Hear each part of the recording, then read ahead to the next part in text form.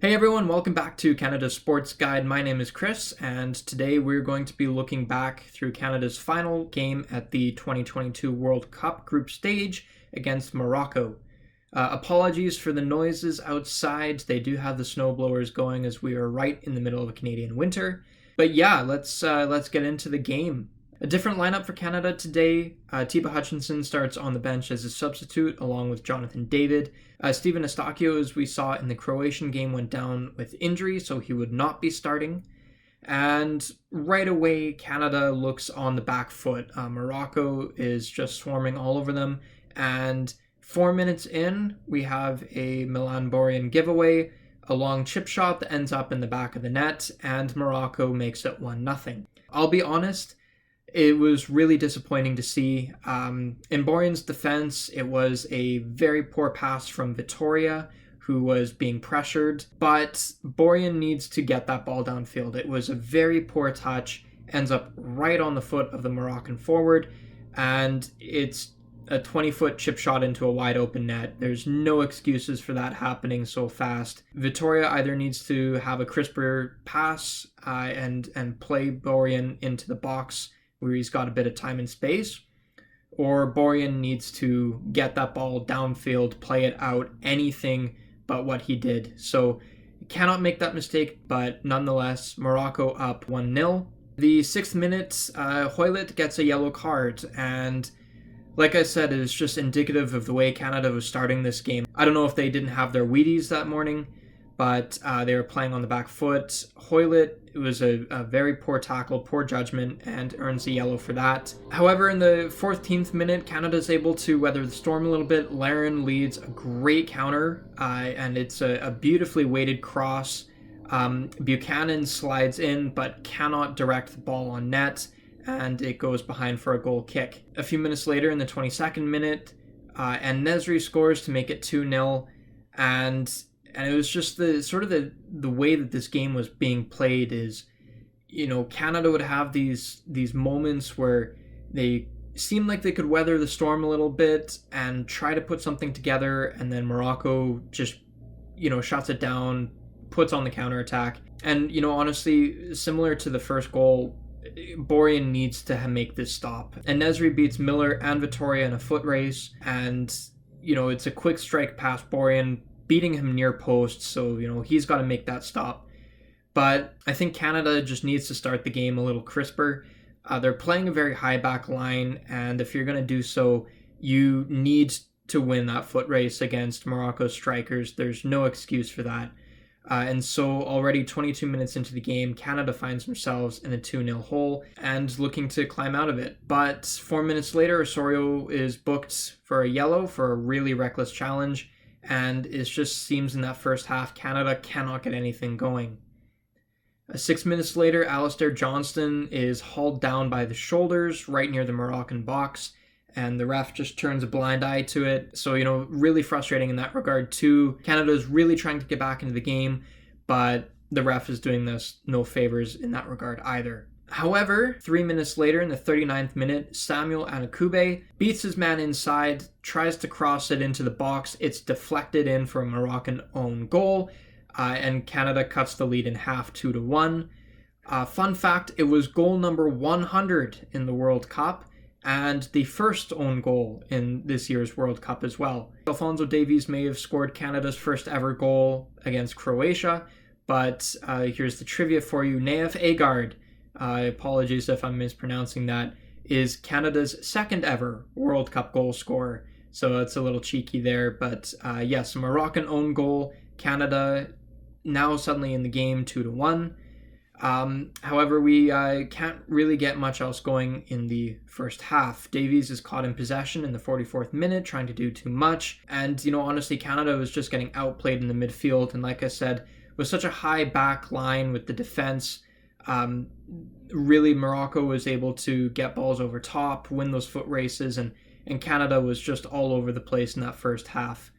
Going into the second half, Canada made a tactical change, and right away we had so much better possession than we did in the first half, but Canada was playing it way too safe. We were either stuck to the outside, passing back and forth, or playing it backwards. So finally, in the 55th minute, we're trying to press the attack. Hoylett earns a free kick, which is delivered by Davies. It is a beautiful pass over top of everyone, but is just too far ahead of Kyle Larin, and it's out for a goal kick. So I shared my thoughts on Davies taking set pieces in my last video, which you can watch here. So I have to say that is one of Davies' better set pieces. I'm still on the fence as to whether he should be the one actually delivering the ball as opposed to being the one getting on the other end of it.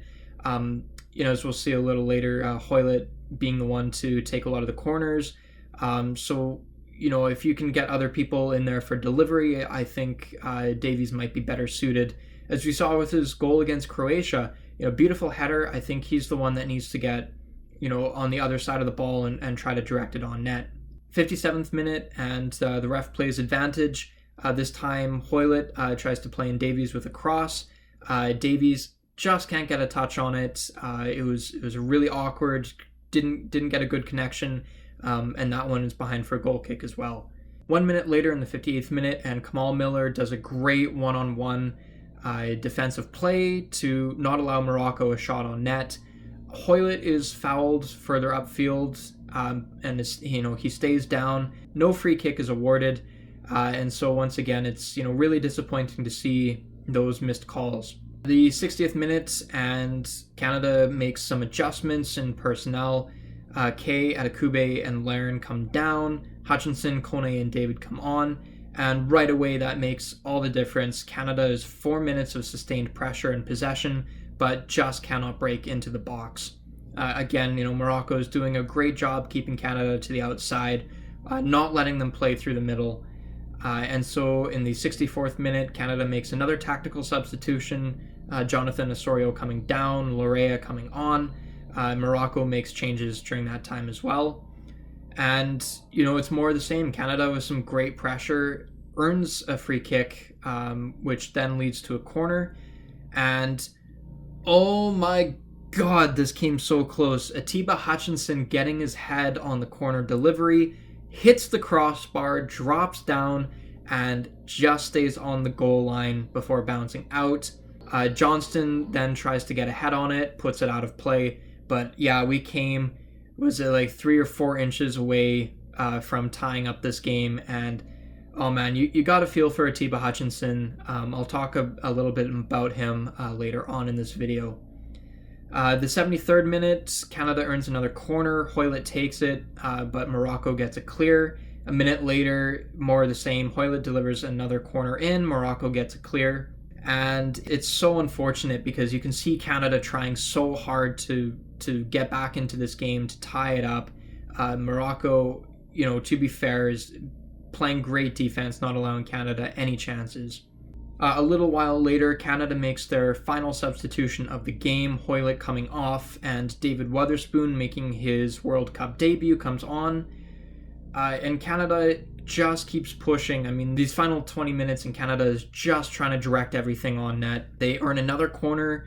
Davies takes it. Johnston puts it over. In the 86th minute, Johnston plays a long ball onto the Moroccan goalkeeper, Bono, who makes a really awkward save. He's actually outside of his crease. He has to steer it with his chest, back into the box so he can fall on it.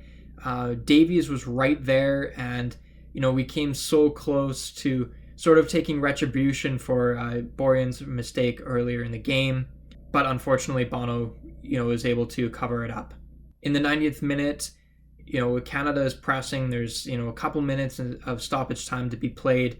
Lorea cuts inside into the Morocco box, passes it to Jonathan David. He's swarmed by Moroccan defense before he can shoot, and it goes out. Canada earns another corner. Milan Borjan comes all the way downfield, leaves his net empty to stand in the Moroccan crease.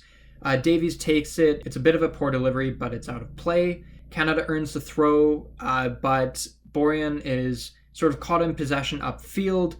I'll be honest, I was sort of watching through, covered eyes here, so I don't even really remember who made the defensive play, but thankfully Morocco wasn't able to make Canada pay with an empty net yet again. But unfortunately, that is the end of the game, and Morocco wins 2-1 to advance for the first time since 1986.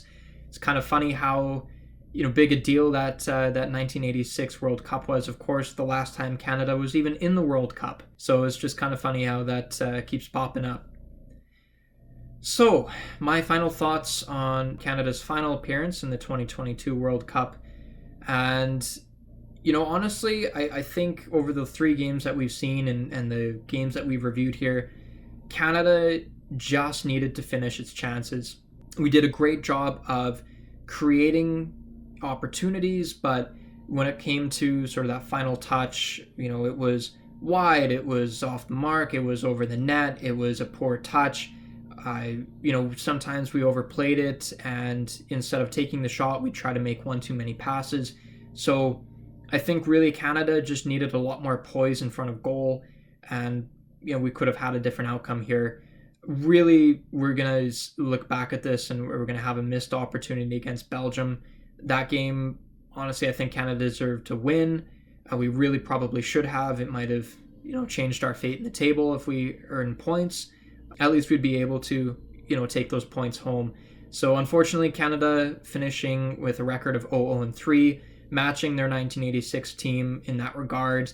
So even though we've scored Canada's first goal at the World Cup, our first points are going to have to wait on that. I think Canada really showed moments where, we had absolute domination. We were able to really link up passes really well. Like I said, a lot of creative plays being made. So that was really great to see. A lot of the post game yesterday, everyone was saying, yeah, Canada belongs, and I absolutely think we belong on the world stage when it comes to soccer.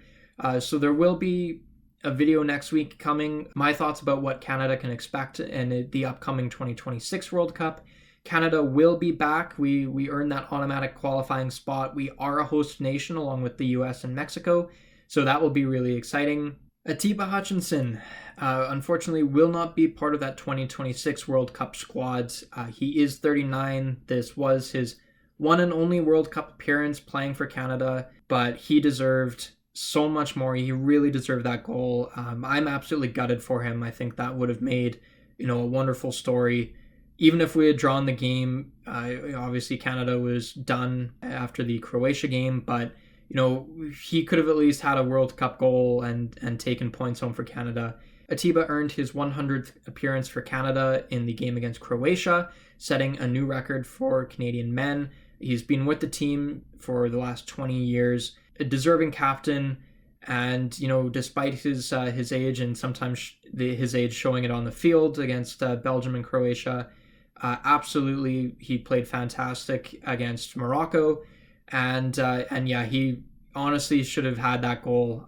Absolutely gutted for him. But Atiba, thank you so much for everything that you've done for soccer in this country.